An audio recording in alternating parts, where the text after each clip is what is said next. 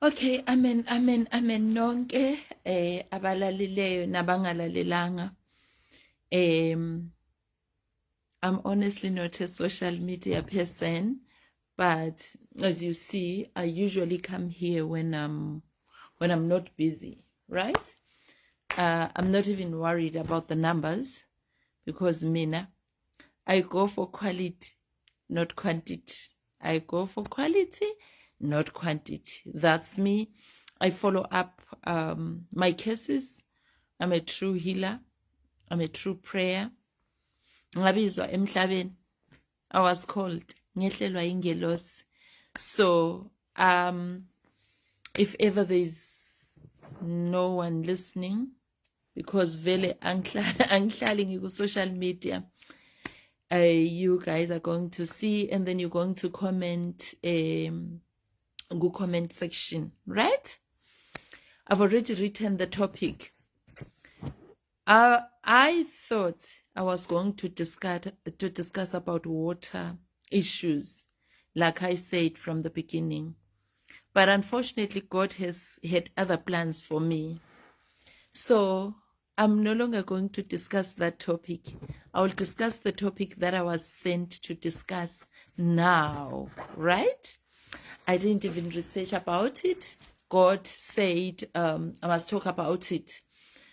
Ngizokhuluma ngama experiences ami about such topics. I'm not going to be discussing a hearsay. The other thing that I usually do, I sign a disclaimer. What I tell people about are the experiences that I go through, are the experiences that I see every day in my daily practice in my chapel. So I talk about my experiences because, guys, so good tough. Abelaphi bayalwa. I mean, the healers are fighting each other. What is that for? What is that for? Our gifts are not the same. We all gifted differently, right? Mina ngiphiwe yonke imimoya. I was blessed by everything because now I communicate directly with God, right? Ngiqale ngenza indaba zama ancestors, ngaqeda ngabakhipha laba babe trapped. Nilandela umoya. Now everything else is different, right? I'm going to discuss introduction yami say over manje nizoze ningikwatele.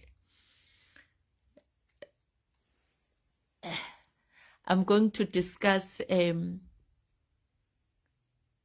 trapped spirits. Trapped spirits that are causing havoc on earth. What are trapped spirits? Ngizokhuluma ngemimoya ehambayo emhlabeni. Okay, first of all, a person is a spirit, right? A person is a spirit. Iflesh lesibonayo ayisebenzi. That is why mawuthandana nomuntu. Oh my God, my hair. That is why mawuthandana nomuntu bavele bathi omubi kanje. No, ama spirits wenu baye connecta. There's nothing you can do about it. Uyayibona indaba.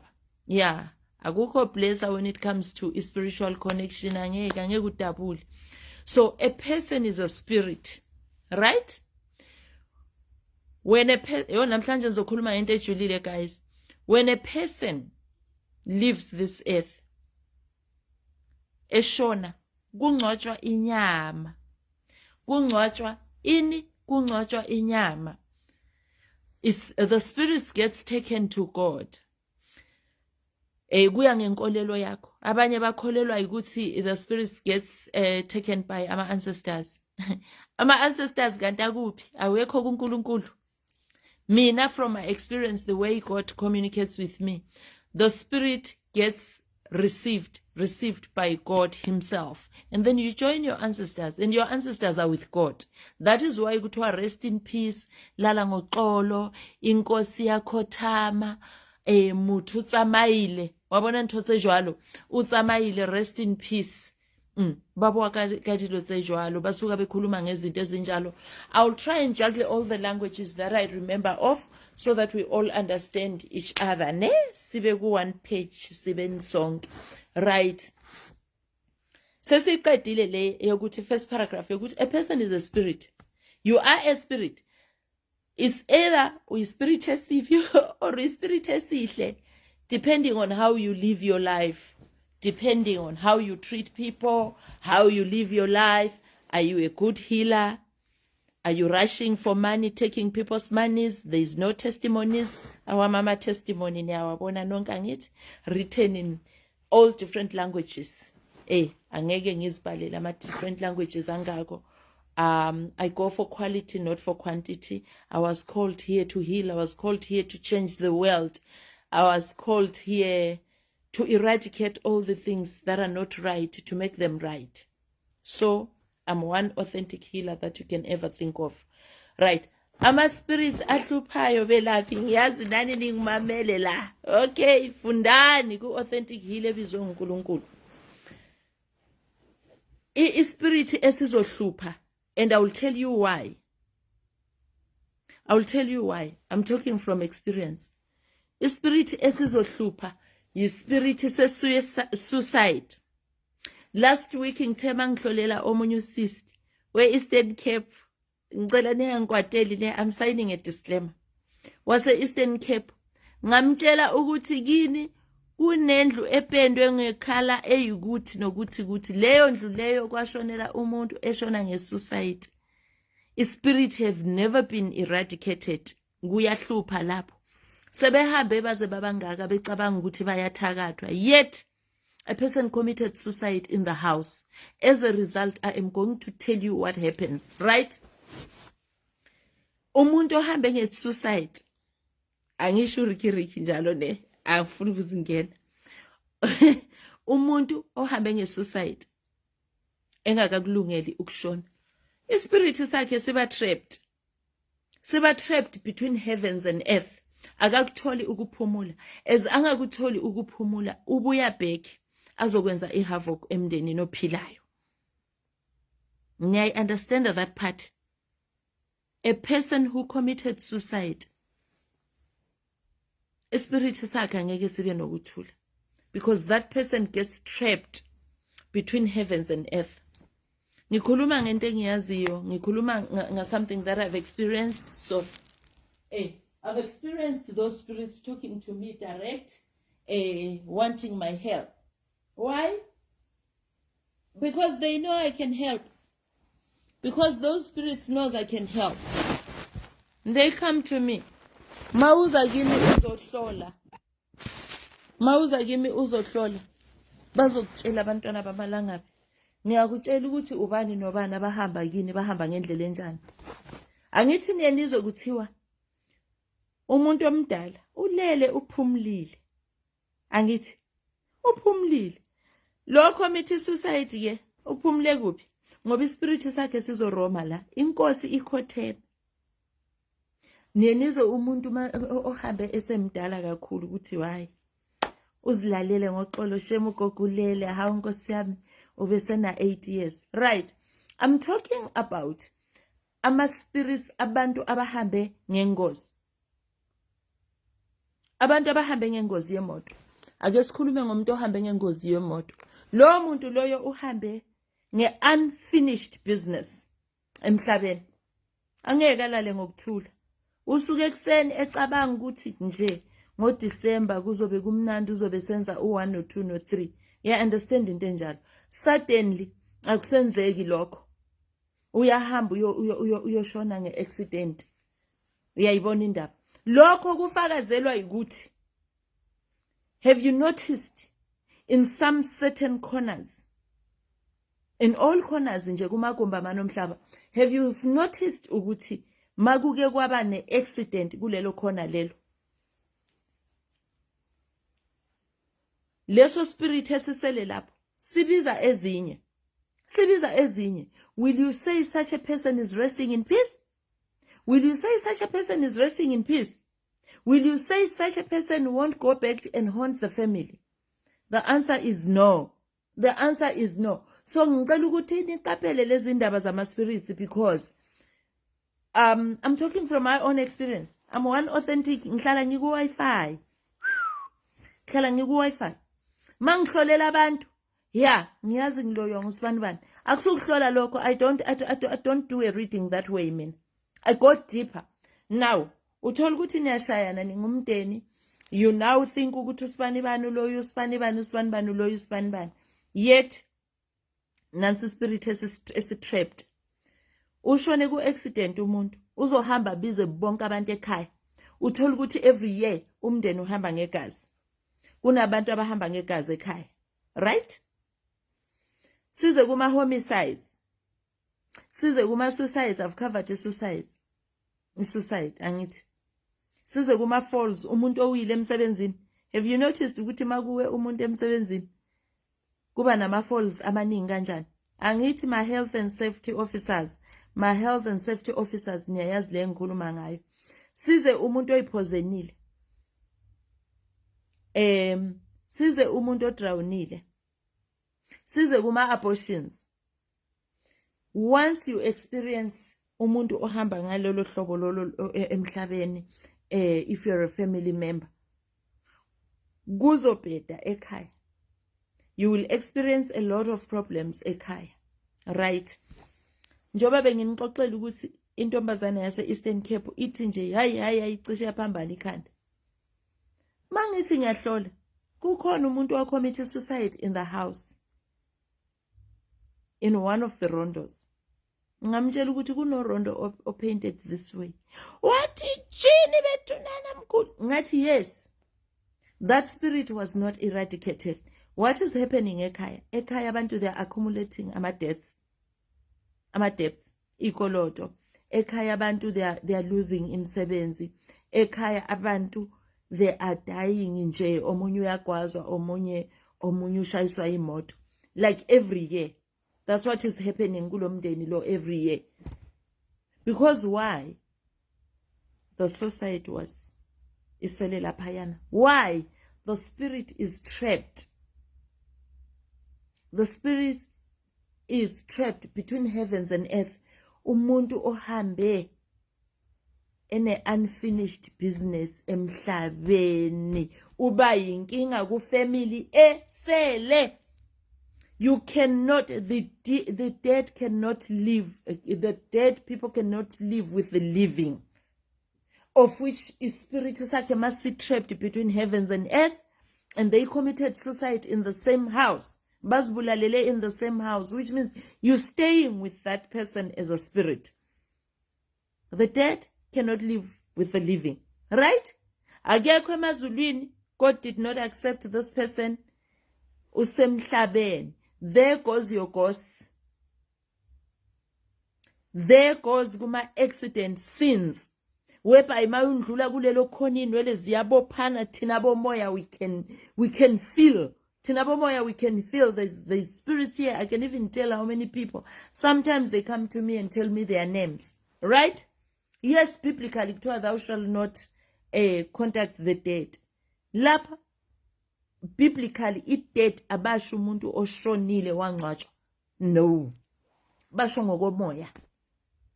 Right? Ukhuluma nomuntu okhuluma noNkulunkulu direct lapha futhi akekho umuntu ozongiphikisa kuleyo. Basho ngokukamoya.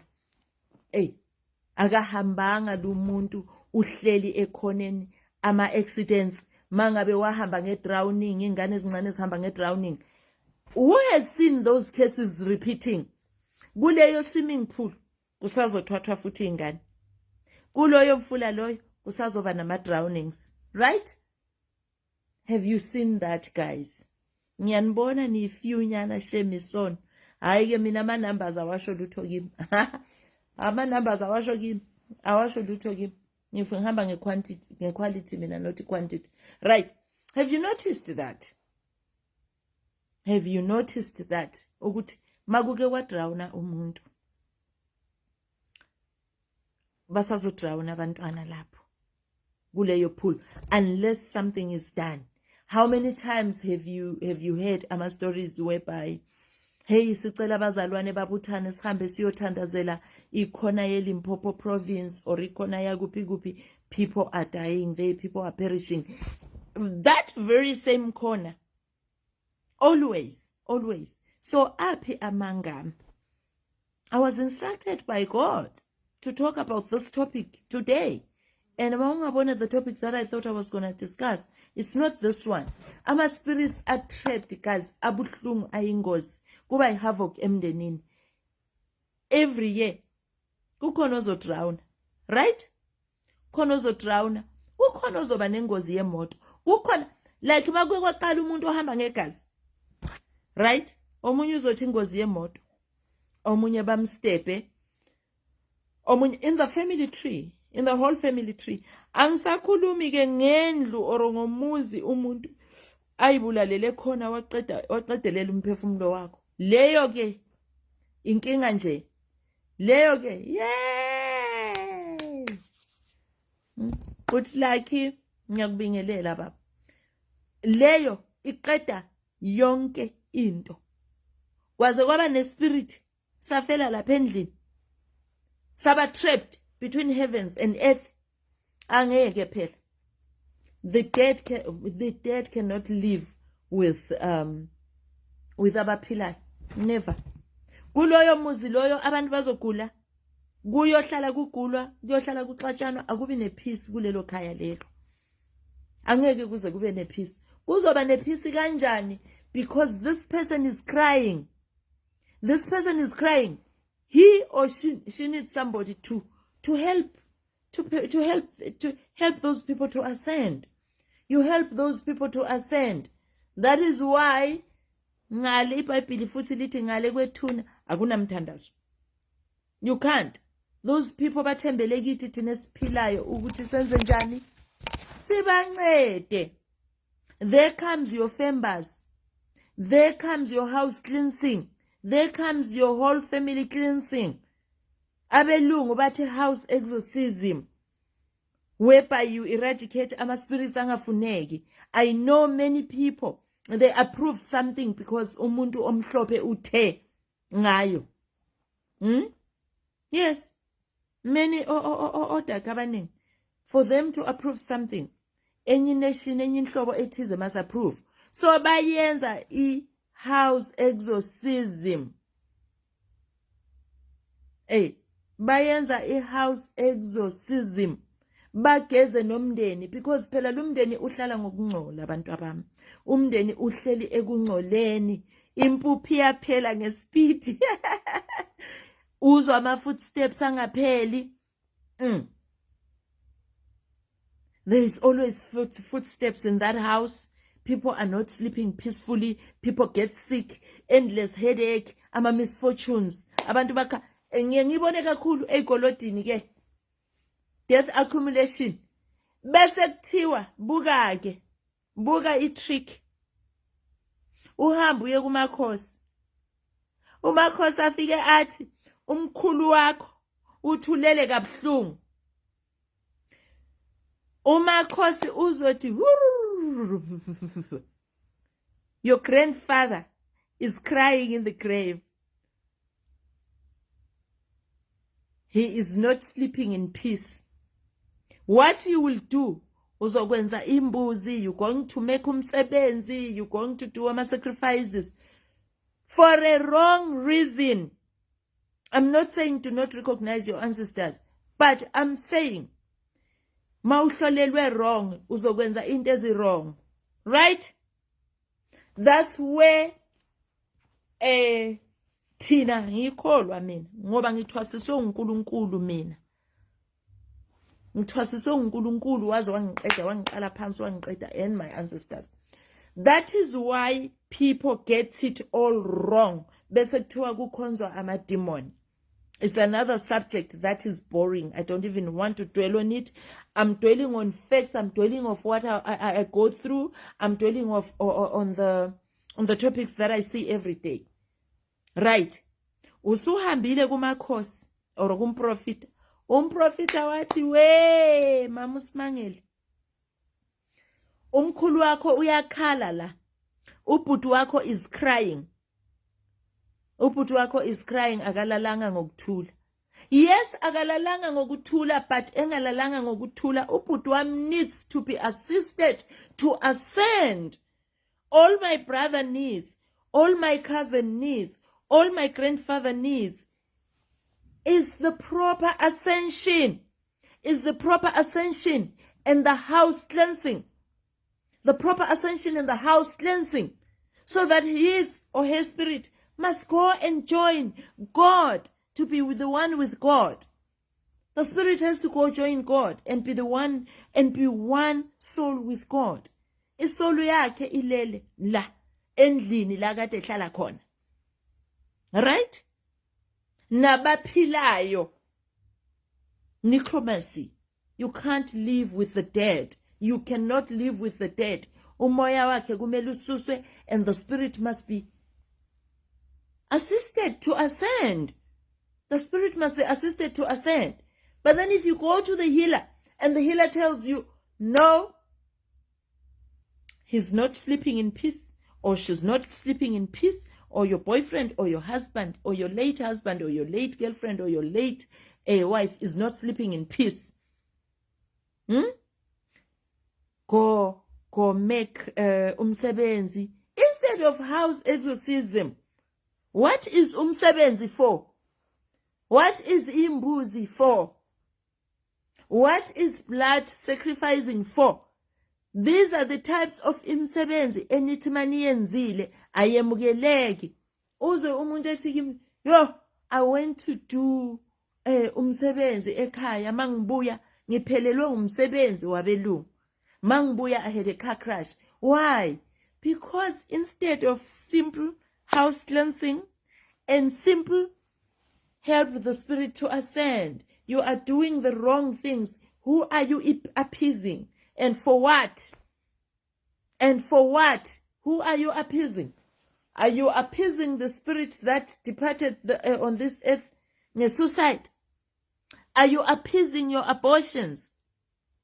Are you appeasing drowning victims? Are you appeasing a person that poisoned themselves? No. Clean that corner. How many times healers and the prophets and the prophetess were called to come and pray in certain KZN? It happened. Limpopo province, it happened. Ngape Rustenburg, it happened.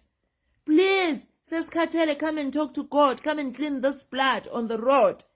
Sometimes those are the only things that are needed, especially in case of accidents. But in case of accidents, ekaya, lesser spirit will never leave the home. Lesser spirit is going to affect ikaya. Sorry guys, yo.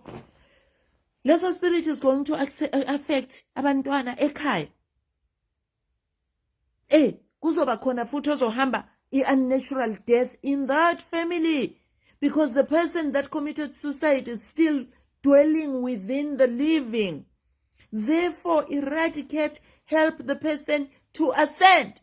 Uskethele ukuhamba wedwa ungakafika isikhathi sakho emhlabeni. So this is your time to go. How do you meet the person halfway? You do the ritual. You pray for that person. You pray for that spirit to live and ascend and be with one with God and the ancestors. You help that person to cut.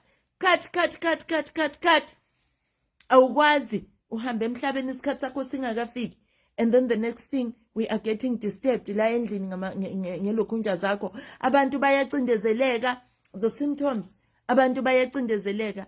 Abantu abakhona ukulala kahle. Abantu baphelelwa yimsebenzi. You guys are going to lose jobs. Abantu ba-accumulate ama-debts that are uncalled for. Abantu bayaphelelwa izinto eziningi ezinhle abaziphethe ngezandla zabo, because this spirit is going to block ingilosi ezinhle maziza kuwe zikulethela okuhle. Uzoba nama-nightmares instead of getting imilayezo direct from God. Right.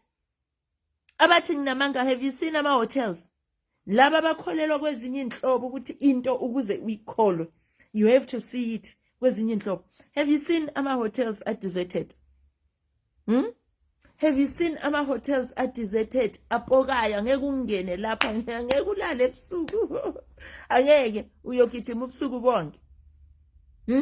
Have you seen houses that are deserted? Tell me if I'm wrong. Tell me if I'm wrong. Ama-suicides, guys, awafuneki. Ama-accidents. Yes, accident can happen, but help the person to ascend. Help the person to ascend. Ukwenzela ukuthi ispirit sakhe singahluphi. Singahluphi. A person is a spirit. Ama-spirits ahlupha, guys. No matter what, possess abantu. And they will make you behave in a certain way. A spirit, when a bad spirit possesses you, learn to pray and cast. Right?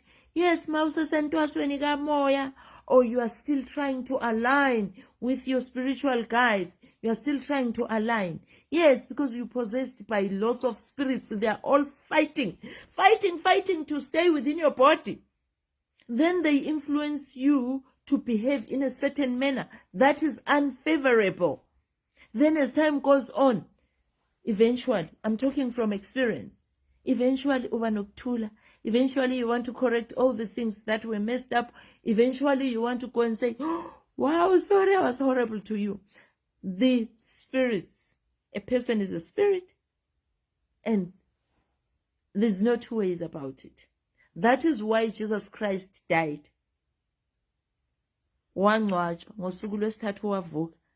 Today, sisakhuluma ngaye ngithi, because he was a living body just like me and you. A spirit sakhe sinjani siyaphila. A spirit never dies. A spirit never dies. Guys, I'm trying to make you understand here in lame language. I'm trying to make you understand. If umuntu ohambe ngokunga unnatural emhlabeni, they all become trapped. They all become trapped. No muntu othwetshuliwe ke ama-souls abanye abantu ayathwebulwa. Niyakwazi lokho nonke angeke sikufihlelane. Yeah. Hebrew talks about incwadi yama-Hebrews talks about i-judgment after death immediately. I-judgment vele izoba khona lokhu uhlala emhlabeni until izihlobo zakho zenze njani? Not ukwenza umsebenzi. Ngenza umsebenzi kabhuti wami. I did a goat sacrifice for my brother. Now I'm going to buy another goat for my for my father, for my mother, for my uncle, for my cousin. No, there's no need. There's no need. It's either we are Femba lelo kaya lelo melapi. Femba lelo kaya lelo. Eradicate, pull those spirits out of that home. Tell that spirit to leave, and you do a home cleansing, and you cleanse the whole family. Yes, witchcraft is there, Guma families. I'm also talking from experience. Witchcraft is there.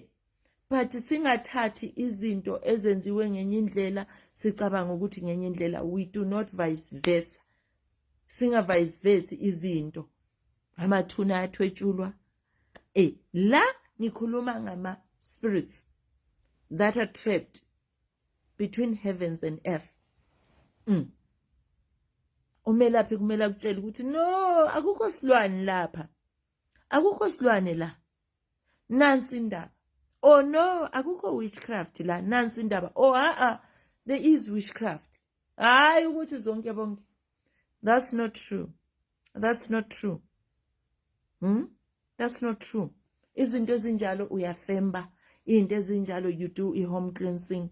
Into ezinjalo because nomuntu wakhona ophuma kulelo khaya lelo elinjalo ungamsebenza but still akhale ngamadesi, akhale ngokuthi akakhushulwa emsebenzini.